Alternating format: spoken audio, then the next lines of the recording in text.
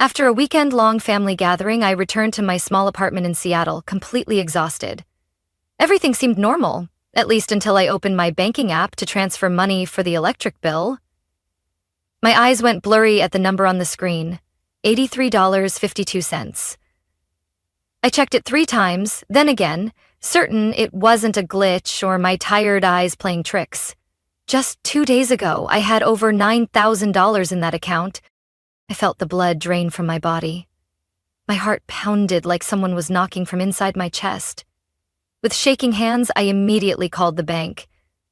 After a few security questions, the rep said, "The transactions were made from a device previously logged in, same IP address as a personal computer." I stood up, grabbed my keys, and drove straight back to my mom's house, the same place that just hosted our biggest family gathering of the year. I still couldn't shake the images of everyone hugging and laughing from my mind. And yet, just hours later, I stood there again, in the old kitchen I grew up in, reaching for a glass of water from the cupboard, my heart still reeling from shock. "You're back already?" My sister Amanda's voice floated in from the living room, casual and carefree like nothing had happened. She sat on the couch with her legs crossed, holding a glass of red wine, not the slightest hint of concern on her face. "I just checked my account." I tried to keep my voice steady, but the tightness in my throat betrayed me. Nathan, my brother-in-law, walked out from the kitchen holding a soda can. He leaned against the fridge, looking half amused, half dismissive. "Oh, that?" Nathan smirked. "We needed that money more than you did, Alyssa." It hit me like a slap across the face. I froze, stunned, unable to form a single word. Amanda chuckled softly, shrugging like I was overreacting. "Don't be so dramatic," she said. "You've got a good job, no debt, no kids. You live alone." I turned to my mom. She was sitting in the corner knitting, her expression as calm as ever. "Mom, did you know about this?" She sighed, not looking up. Her voice was gentle, like I'd just complained about the soup being too salty. "You're always so sensitive. You have more. What's wrong with helping a little?" I turned to my dad, who was glued to his phone. He mumbled without looking up. "Don't use harsh words. It's family business." I couldn't believe what I was hearing. "But how did you even get into my banking info?" Amanda shrugged. "I used Mom's computer and saw your account was still logged in. If you didn't log out..." She said it like I was the one at fault, like what they did was perfectly justified. My hands clenched, nails digging into my palms. My heart was racing. Nathan shrugged like this was all no big deal. "It's not like we bought luxury stuff, rent, groceries, just to survive. Otherwise, we'd be starving." I looked at them. All of them. Not one apology, not one guilty look, not even a proper explanation. "What did I do to deserve this?" I whispered, though no one seemed to care. Amanda tossed her hair back and mumbled, "You can earn it back. Don't be so dramatic." I slowly picked up my purse. No one stopped me. No one asked if I was okay. My mom only said, out of habit, "Don't forget Sunday dinner." I walked to the door, heart pounding, empty inside. But before I left, I paused at the doorway, hand on the knob, then looked back. "If you think I'm just gonna let this go, wait and see what happens next?" Amanda giggled. "Oh, please, you're being so theatrical. Honestly, Alyssa, we needed that money more than you. Don't be selfish." I didn't respond.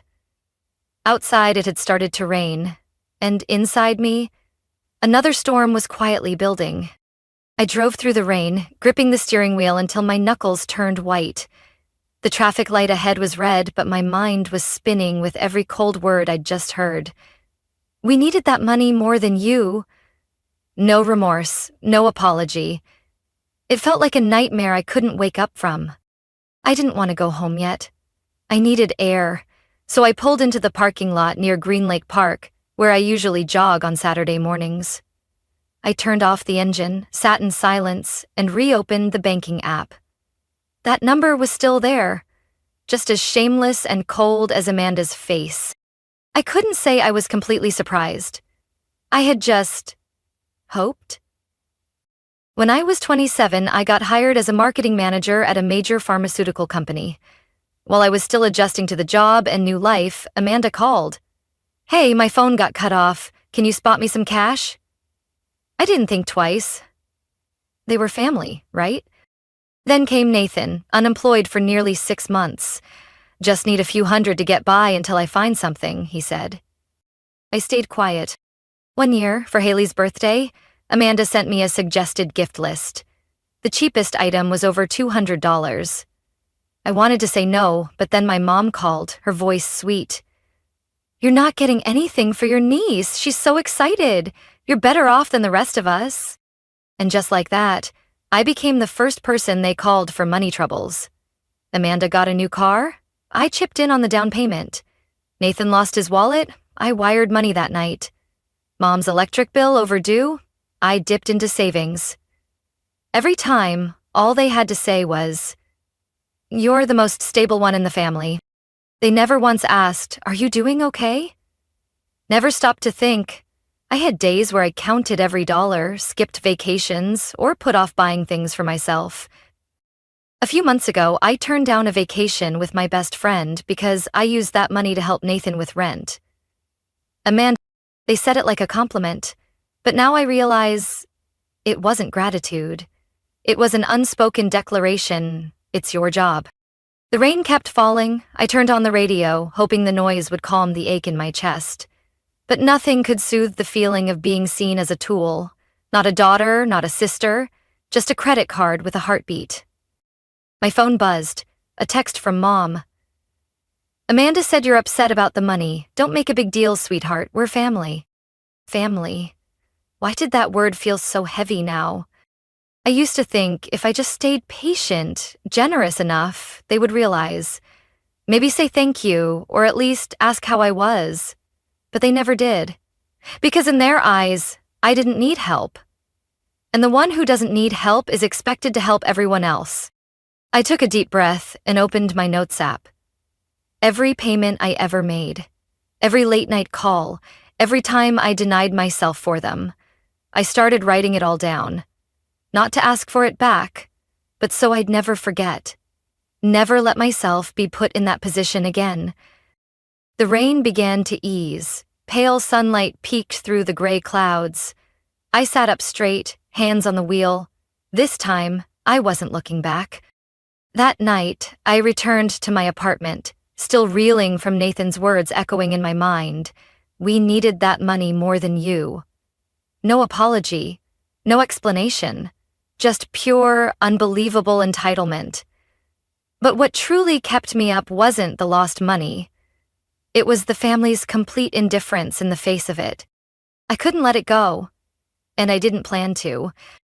The next morning, I called the bank and requested a full transaction report from the past 10 days. The file was 17 pages long. I printed it out and marked every suspicious charge in red.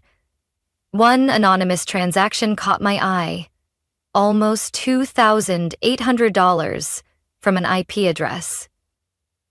That matched my mom's house.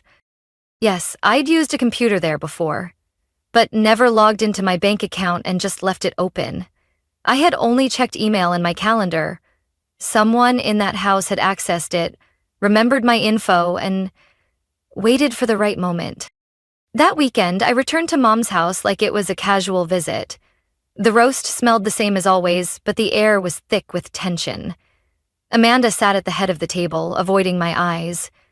Nathan was overly relaxed, pouring lemonade like there wasn't a fire burning under the surface. I didn't waste time. "I reviewed all my transactions," I said, placing the paperwork on the table. "My account was accessed from Mom's computer.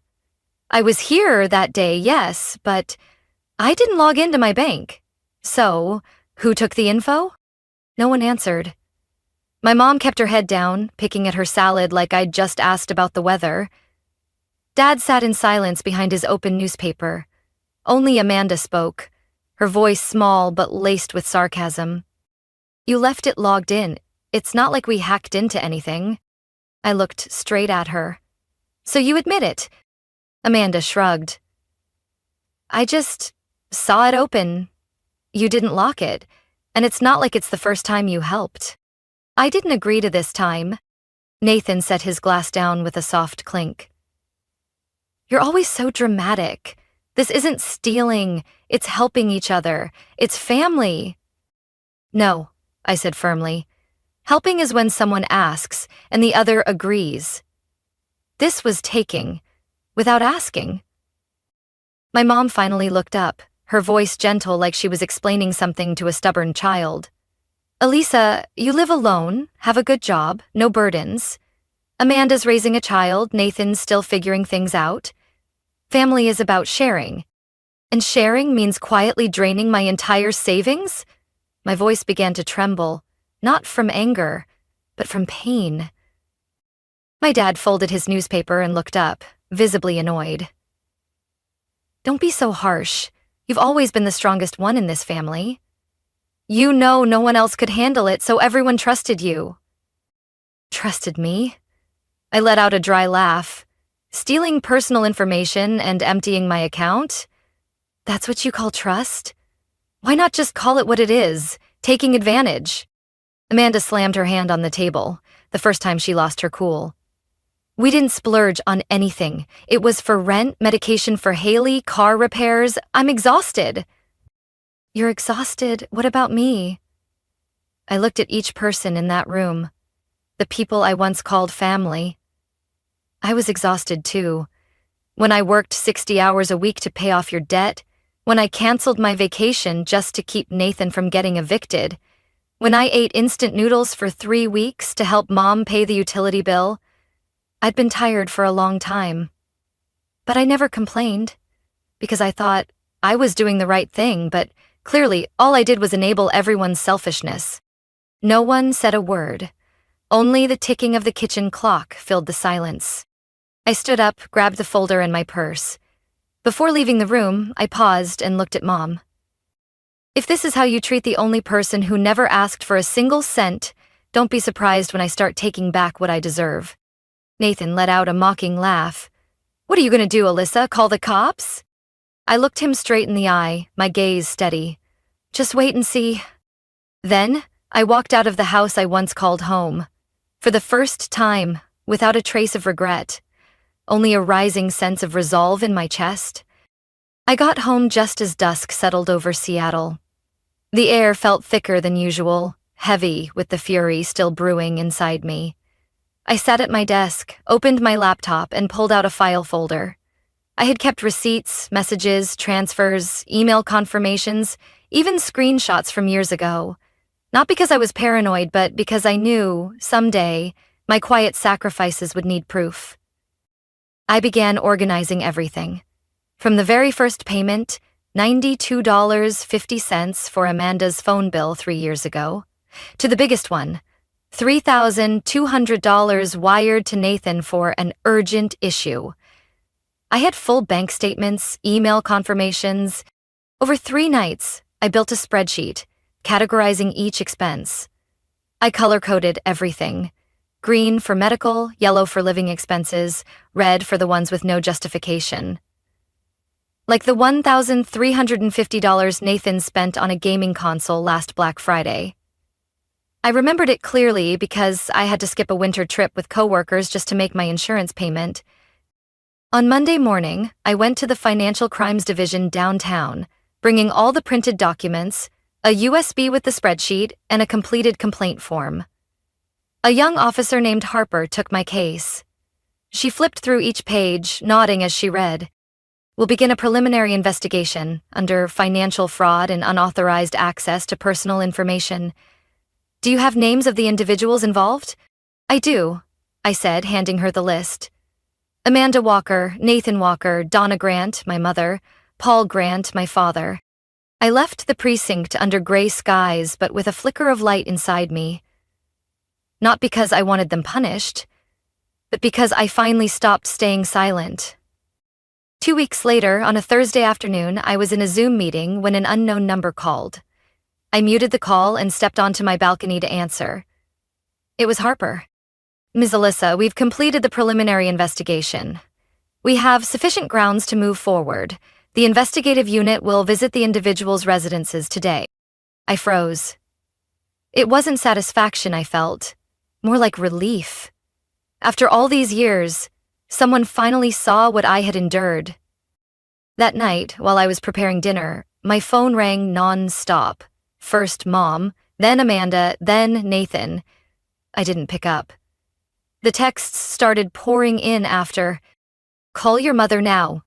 "What are you doing, Alyssa? Did you really call the police?" I didn't respond to any of them. An hour later, I got a text from an old neighbor. "There are 3 people in jackets labeled Financial Crimes Unit outside Donna's house. They asked about you too." The next day, I arrived at work early. As I stepped into the elevator, I caught a few curious stares from coworkers. Then my manager approached me. "We received a call from a local reporter asking to verify a financial investigation linked to your name," he said, placing a gentle hand on my shoulder. "We didn't confirm anything, but if you need time, just say the word." I smiled softly. "It's okay. I'm doing the right thing." That evening, I sat by my window, watching the lights glow from the surrounding apartments. Amanda's words still echoed in my head. "I swear, this family only survives because of you." Yes, they survived. Because of me. But they never saw me as a person, just a wallet, a tool. And now, that tool had said enough. I opened my journal and wrote one line. "I am not the family bank. I am Alyssa." For the first time, I saw my name on a page not tied to a bill or a money transfer, just my name, a person, and freedom, finally within reach. The first message came that Monday morning as I was getting ready for work. My phone screen lit up with a familiar line. "Call me, Mom." I didn't open it. An hour later, as I poured coffee, her voicemail came through. "Alyssa, this is going too far. I know there's been misunderstandings, but you don't have to take it this far. Can you please call me back?" I set the mug down, a chill running through me. Her voice was the same, soft, gentle, as if By noon, Amanda sent a long text. "My bank account is frozen. I can't pay Haley's tuition. I don't know what to do. You win, okay? Are you happy now?" That last sentence made my skin crawl, as if this was a game I started, as if they were just unwilling players dragged into it. But I knew the truth. I wasn't trying to win. I was just done enduring. The next day, Harper called with an update. "Alyssa, we've confirmed the amount withdrawn and misused. Amanda is now under investigation for unauthorized transfers. Nathan is implicated in withdrawing funds from an unapproved device. And your parents used part of the money for illegal mortgage payments, which could be subject to recovery." Oh, I didn't know how to feel. Part of me hurt, not because of the consequences they now faced, but because they still didn't understand how it ever came to this. That night, Nathan called repeatedly. I blocked his number. Less than 10 minutes later, I got an email from an unfamiliar address. "Alyssa, please. I've been suspended from work. They're investigating my accounts. I can't lose everything over one mistake. Can't you say something to help me?" The arrogance, the mockery, the laughter from before, gone, replaced by thinly veiled panic. But I didn't flinch. Thursday morning, I got a message from my dad. He rarely reached out, so even one line made me pause. The bank sent a foreclosure warning. If we don't pay in 30 days, we lose the house. I read it over and over. No apology, no admission, just a cold statement and a faint hope that, like always, I would step in to fix it. I didn't reply, but that night, standing by my window watching the streetlights spill across the glass, I thought of all the times I skipped lunch to wire Mom money on time. The dates I canceled because Amanda called me in tears. I'd given not just my money, but my peace.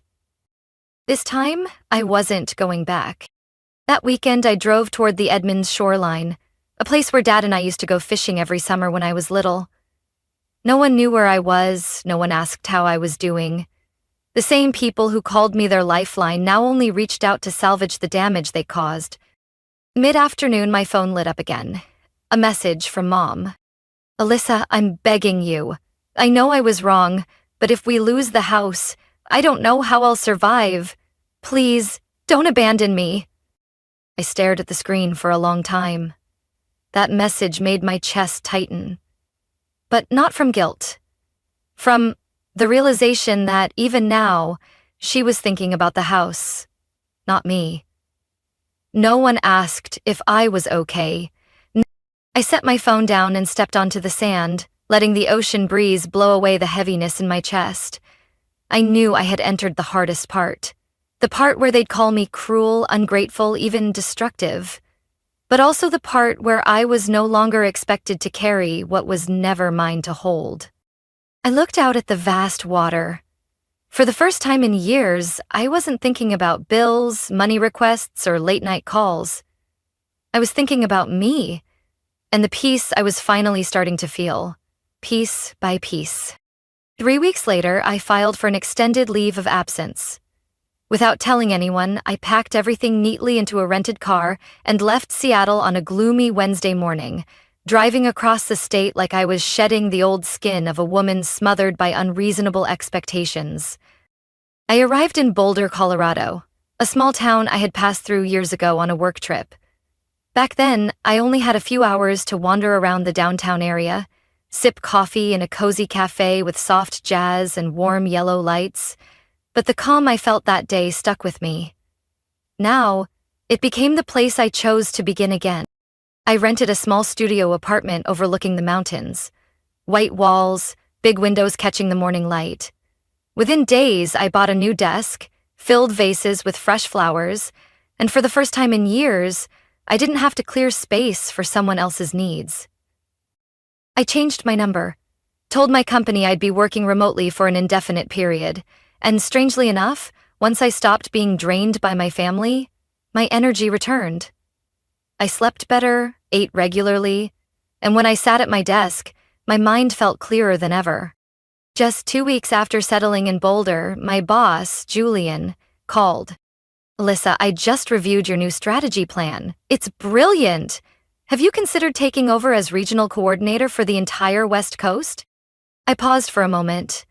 A year ago, if I had heard those words, I probably would have said no, because I still had to worry about Mom, about Amanda, about Nathan. But now, I looked out the window, where sunlight was sparkling through the pine trees, and answered firmly, "I'm ready." Julian chuckled. "I knew you'd be the first person to come to mind. Congratulations, Alyssa." When the call ended, I made myself a cup of tea, curled up in a knit blanket on the balcony, and let the breeze run gently through my hair. I had done it. I had pulled myself out of that cycle, the cycle where I was always the one giving and no one ever asked, "Are you okay?"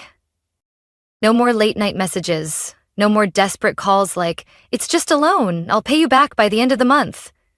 No more checking my bank account every morning in quiet panic. Now, every message I received was from people who truly cared. Coworkers, old friends, or a few new ones I'd met through yoga classes in Boulder. No one asked for money. They simply asked, "How are you feeling today?" or "Want to grab dinner tonight?" I hadn't just found freedom. I had found myself again. One afternoon, I went back to the coffee shop from years ago, sitting at the same table by the window.